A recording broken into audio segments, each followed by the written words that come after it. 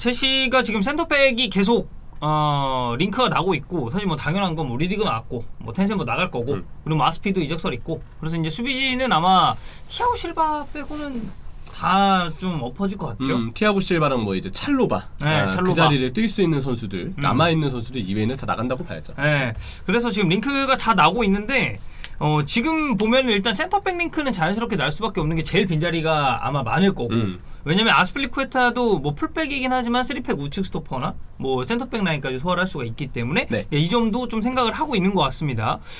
그래서 골다컵 쪽 기사를 좀 보면은 이제 아그레스티 유벤투스 쪽에 관련해서는 공신력 굉장히 최상위 티어의 기자고, 첼시는 리디거를 레알 마드리드로 보낸 이후에 수비라인 강화를 원하고 있다. 그래서 첼시와 유벤투스 사이에 이 더리우트를 두고 접촉이 있었는데 아직 입찰이 되진 않았지만 지금 첼시 측에서 약간 이 상태래요. 그러니까 더리우트에 관련된 이런 정보, 그러니까 뭐 계약 기간 이런 건 당연히 파악하고 있을 거고, 뭐 세부 조건 어떻게 되고 뭐 이런 걸 물어보고 아무래도 이제 협상을 좀 진행하려고 하겠죠. 그리고 뭐 유벤투스 측에도 이적료에 관련된 문의는 뭐 당연히 있었을 거라고 생각을 합니다. 뭐 어느 정도의 선에서, 물론 이제 뭐 바이아웃이 있기 때문에 이 바이아웃 금액을 지불하면은 바로 개인 협상이 가능하지만, 바이아웃 이전에 뭐 이제 적정 수준의 이적료를 뭐 문의 정도는 해볼 수 있으니까. 예. 그래서 이제 그런 상황이라고 보시면 되고요. 유벤투스 입장은 분명하다고 합니다. 여전히 더리우트와 새로운 계약을 맺고 싶어 하고, 만약에 더리우트가 새 계약에 서명하지 않으면 1억 2천만 유로, 약 1,600억 정도의 바이아웃으로 더리우트는 이제 팀을 떠날 수 있다고 하네요. 바이아웃 금액이 역시 세죠. 유벤투스를 이제 아약스로부터 더리우트를 데려올 때 이미 베테랑이었던 키엘리니, 그리고 수비적으로는 조금 사실 불안점이 있던 보누치. 이 선수들을 대신해서 장기적으로 유벤투스의 센터백 미래가 되어주기를 바라는 마음으로 성장이 역시 예상됐던 더리우트를 정말 큰 돈을 주고 투자를 감행했죠. 그래서 영입을 해왔죠. 이때 기억이 나요. 그 더리우트가 무슨 막 개인 수상 같은 거로 갔는데 거기 네드베드 가가지고 마음에 들었다는 거죠. 이런 거 중요해요. 왜냐면 홀란드도 도르트문트로 처음 갈 때 도르트문트 측에서 공을 엄청 들였었어요. 이 선수 데리고 오려고. 뭐 이제 지금 맨체스터 시티로 가긴 했지만, 그래서 이런 거 난 그때 레드베드 가가지고 막 그렇게 이런 거 막 수상 축하해주고 이런 거 보면서, 그때 더리우트도 다른 클럽들이랑 링크 엄청 많이 났거든요. 그때 아약스 되게 센세이션했던 시즌이니까. 뭐 프랭키 더 형도 있었고. 근데 이제 레드베드 보면서 유벤투스 행 이거는 어찌 보면 좀 당연한 수순일 수 있겠다라는 거를 느꼈습니다. 그래서 바이아웃 금액도 높게 잡았죠. 무려 1,630억. 그러니까 첼시는 이 바이아웃 금액이 사실 너무 부담스럽고, 혹시 더리우트 판매 가능한지, 그리고 협상에서 물꼬를 틀 수 있는지를 일단 유벤투스 측에게 문의를 했다는 것 같아요. 맞아요. 그래서 로마노도 비슷한 얘기를 합니다. 첼시 더리우트 진심으로 관심 있는 거 확인됐고, 유벤투스 계약 연장 논의하고 있기 때문에 아마 큰 이적료를 요구할 거다. 근데 더리우트랑 유벤투스 사이에서 아직 완전한 합의는 이루어지지 않았다. 그러니까 첼시에게도 기회가 있다라는 얘기고, 투엘이 더리우트를 굉장히 좋아한다고 합니다. 그래서 지금 질쿤데, 네이선 아케 이런 선수들이랑 같이 투엘 감독의 센터백 리스트에 올라 있는 상황이라고 해요. 사실 이제 뭐 새벽 중에 슈크리니아르 얘기도 있었죠. 뭐 그렇죠. 슈크리니아르 뭐 더리우트, 그리고 역시 아까 그 아케까지, 그리고 센터백 링크가 좀 나오고 있는데, 아케의 경우는 이제 왼발 센터백 옵션이라는 좀 특징이 있고, 오른쪽 센터백은 이제 더리우트랑 슈크리니아를 동시에 좀 링크가 나고 있는데, 기존에 이제 쿤데까지 해서 역시 첼시 센터백들의 링크가 일단 다수 있다. 근데 저는 제 개인적인 견해는 이런 식으로 다방면에 걸쳐서 링크 나는 게 훨씬 낫다고 생각합니다. 왜냐면은 뭐 예를 들어서 지금 쿤데가 제일 첼시랑 링크가 오래 났잖아요. 근데 쿤데 딜이 만약에 빠그라져. 근데 이 빠그라진 딜에 차선책이 없으면, 그러니까 우리가 파라티치가 일을 굉장히 효율적으로 한다라고 얘기를 하는 게, 동시다발적으로 물밑 작업을 하고 이게 빠그라졌을 때 이쪽으로 바로 선회해서 영입 작업 시도하고 이제 이런 걸 높게 평가를 했잖아요. 근데 저는 첼시 지금 이렇게 센터백 리스트, 물론 저는 개인적으로 아켄 잘 모르겠습니다. 뭐 그건 이따가 좀 얘기할게요. 그거는 뒤에 얘기를 할 건데 아켄 잘 모르겠지만, 어쨌든 뭐 쿤데나 아켄, 뭐 더리우트, 그리고 잠깐 형철이가 얘기했었던 뭐 슈크리니아르, 이런 소위급의 센터백들이랑 계속해서 링크가 다방면으로 난다는 거는, 이거는 첼시 입장에서는 굉장히 긍정적인 상황이다. 결국 이제 수비 쪽 보강을 꼭 해야 되기 때문에 계속 이제 좀 여러 선수들과 접촉을 해보는 어떤 시도가 있겠죠. 맞아요. 그래서 더리우트의 간략한 이제 스탯과 이제 데이터를 좀 보면, 99년생, 나이는 뭐 굉장히 좋습니다. 나이 굉장히 좋고, 경기당 86분 정도를 소화를 했어요. 올 시즌에 31경기 중에 29경기가 선발이었습니다. 그러다 보니까 뭐 거의 그냥 나왔을 때는 풀타임 정도를 뛴다고 봐주시면 될 것 같고, 뭐 위치 선정이나 피지컬 정말 좋고, 근데 이제 제가 올 시즌에 유벤투스 경기를 가장 인상 깊게 봤던 건 좀 부정적인 의미긴 한데, 비아레알전이었거든요. 근데 비아레알전에는 좀 실책성 플레이도 많았고, 1차전에서 보면 1대1 찬스 제공하고 2차전에 또 핸드볼 파울 해가지고 PK 내주고 이런 점이 좀 있었거든요. 근데 올 시즌 전체로 봤을 때 그래도 전반적인 퍼포먼스는 괜찮았다. 스탯은 조금 뒤에 보기로 하고 제가 이제 이 한 시즌 동안 더리우트의 어떤 그 경기를 보면서 느꼈던 거는 역시 파이터적인 기질이 좀 있는 맞아요. 거고요. 원래 좀 터프한 선수니까 도전적인 수비가 역시 좀 나오고 대인 수비가 상당히 좋은 자원이에요. 맞아요. 피지컬이나 속도와 같은 이런 장점들이 상대 공격수와의 1대1 수비에서 특히 빛을 발할 때가 많거든요. 더리우트가 워낙 신체 조건이 좋기 때문에 대인 수비로 상대에게 가깝게 붙었을 때 상대가 어떤 개인기량을 가지건 더리우트도 그에 못지않은 수비력으로 1대1 수비에서 인상을 남기는 부분이 역시 많았습니다. 그래서 저는 대인 수비를 생각하면은 그냥 바로 가까이 있는 팀 선배가 좀 생각이 납니다. 키엘리니. 그렇죠. 키엘리니 사실 이제 세리에서 사실 이제 루카쿠가 있을 때 키엘리니 앞에서 굉장히 작아지는 그런 것도 있었고. 그렇죠. 그러다 보니까 뭐 그런 측면에 있어서의 멘토링도 저는 어느 정도 영향을 주지 않았을까. 그래서 더리우트는 확실히 그런 파이터적인 수비, 대인 수비에 인상이 있는데 이런 유형의 선수가 가지고 있는 리스크가 있어요. 잔실수입니다. 비아레아전에도 결국 그런 장면들이 좀 드러났던 실제성 플레이가 있었으니까. 더리우트도 꾸준히 무결점 플레이를 했는지까지는 잘 모르겠어요. 시즌 전체로 보면 아까 얘기했던 그 대인 수비에서의 인상 때문에 아주 괜찮은 시즌을 보냈거든요. 근데 중간중간에 잔실수는 분명 유벤투스 입장에서도 아쉬움을 남겼던 장면들이 있었고요.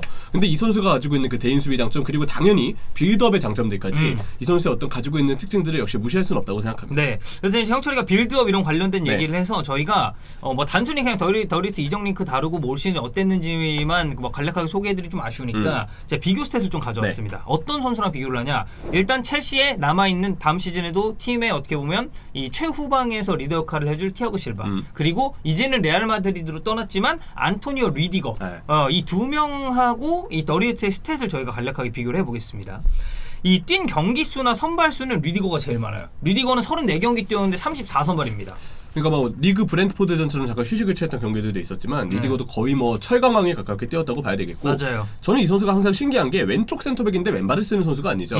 근데 이제 그 센터백들 뭐 김영일, 형일이 형도 그렇지만 우리 히든풋볼 같이 하는 물어보면 그런 얘기를 많이 해요. 왼발 센터백과 오른발 센터백을 감독이 좀 나눠서 수요하는 이유가 어느 발을 쓰느냐에 따라서 상대 공격수와의 1대1을 서는 각도가 달라진다고. 그거 되게 중요하다고 그러더라고요. 그러니까 저도 이제 대표팀에 있는 선수들한테 물어보면 왼발 센터백이 왼쪽에 있는 거랑 오른발 센터백이 오른쪽에 있는 거 이거 되게 중요하다. 근데 그래서 김민재가 존나 쩐다라고 얘기를 하잖아요. 그죠. 좌우에 어디서든 다 되니까.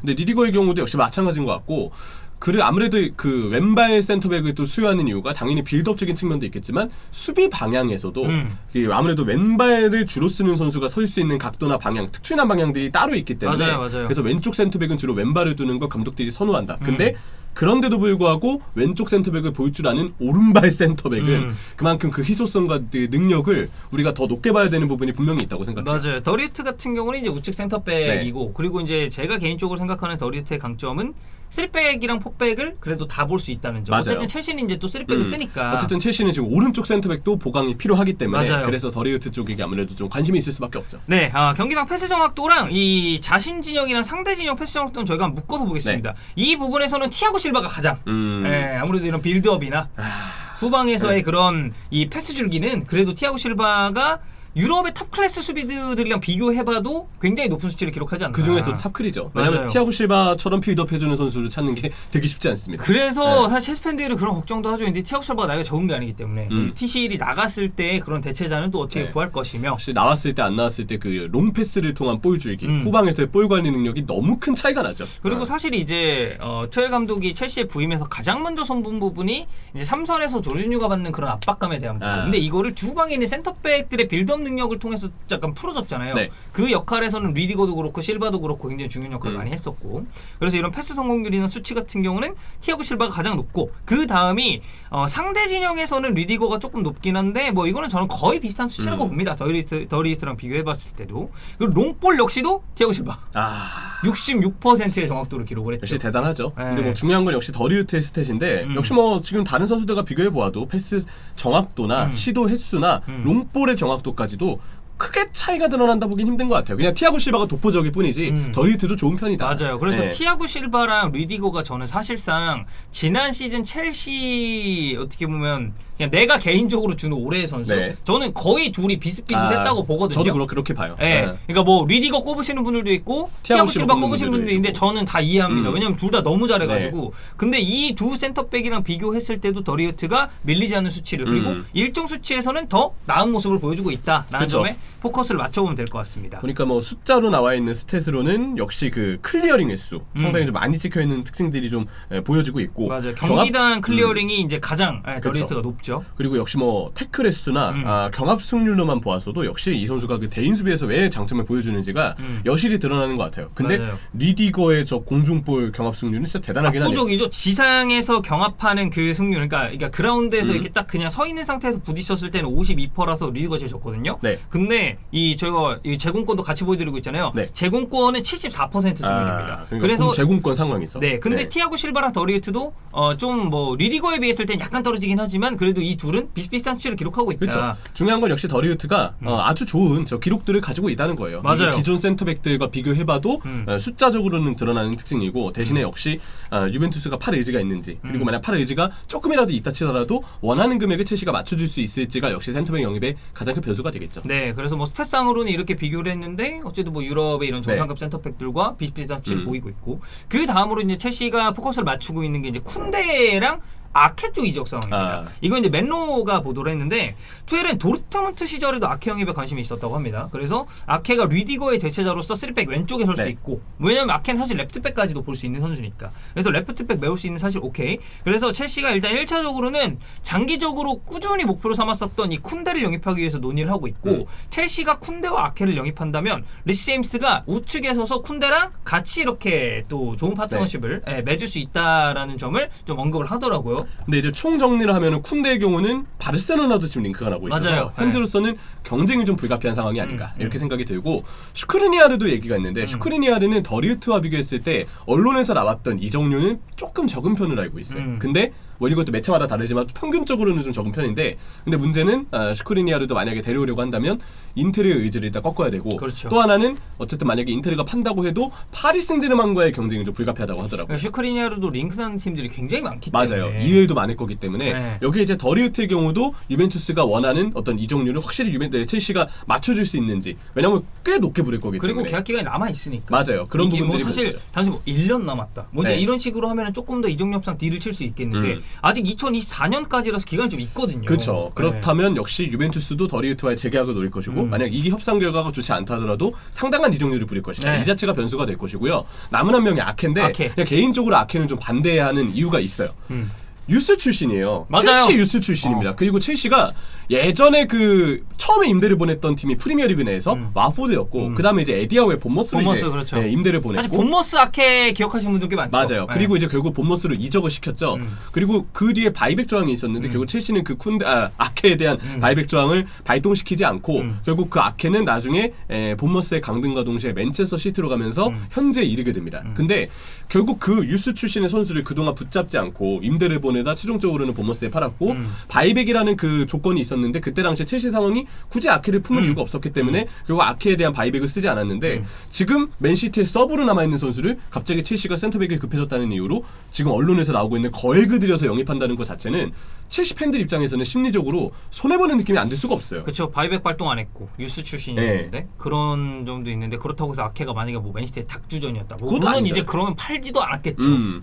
근데 이제 그런 상황도 아닌데 그 이적료를 투자해서 과연 이 선수를 데려올 만한 메리트가 있냐. 그렇죠. 이걸 따져봤을 때는 조금 애매하긴 하죠. 그러면 당연히 팬들 입장에서는 아니 너무 아깝잖아요. 지금 들어가는 돈 자체가. 아깝지. 그리고 또 하나는 맨시티가 팔 의지가 있을지도 현재로서는 모를 뿐더러 만약에 판다 하더라도 이적료가 높게 찍히는 이상 이 안 그래도 아케라는 선수가 원래 유스 출신이라는 점을 알고 있는 첼시 팬분들이기 때문에 이거를 거액을 주고 그 어떤 작업을 돌입한다는 것 자체를 내켜하는 분들이 많지는 않을 거라고 생각을 하고요. 또 하나는 역시 결국 아케가 가지고 있는 그 키 작은 센터백들은 쿤데도 그렇지만 그런 얘기들이 나오잖아요. 뭐 키가 크지 않다. 맞아요. 그리고 역시 아케의 경우는 맨시티로 이적 후에 있었던 부상에 대한 리스크가 있어요. 본머스 때는 철강왕이었는데 맨시티에선 그러지 못했기 때문에 아무래도 거액을 들이게 되면 혹시 내구성이 괜찮은 게 맞냐? 리스크가 있지. 이런 리스크까지도 생각을 안 할 수가 없을 겁니다. 네, 그래서 어쨌든 뭐 지금 첼시가 센터백 링크는 굉장히 또 많이 나오고 있는 상황이기 때문에 어떤 선수랑 조금 더 가까워질지는 뭐 이제 아그레스티가 또 언급을 했으니까 더리우트 상황은 저희가 계속 좀 지켜봐야 될 것 같습니다. 네, 어쨌든 누구든 센터백은 데려와야 한다. 근데 확실히 난이도가 좀 있는 협상이 예고되어 있다 네. 정도로 요약을 하면 되겠죠.